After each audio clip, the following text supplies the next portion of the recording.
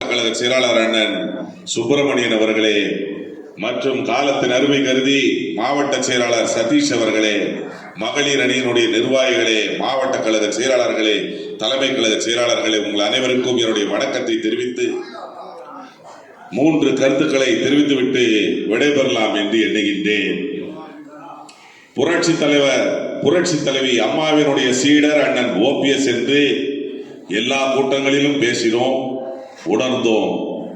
ஆனால் இந்த முறை அதற்கு ஒரு எடுத்துக்காட்டு.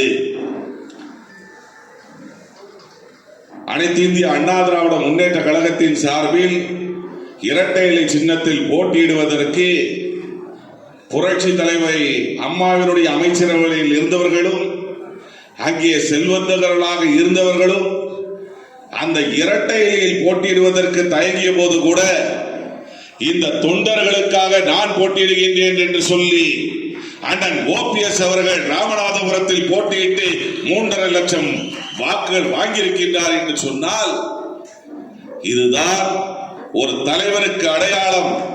நான் எதை வேண்டுமானாலும் செய்யக்கூடிய துணிவு எனக்கு இருக்கின்றது என்பதை எடுத்து காட்டினார் அண்ணன் OPS என்பதை இங்கே நான் தெரிவிக்க கடமைப்பட்டிருக்கின்றேன்.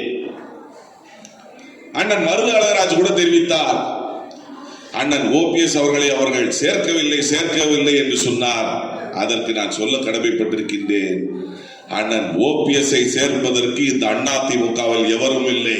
இருந்தால் இணைப்பு, சேர்ப்பது வேறு, இணைப்பு வேறு.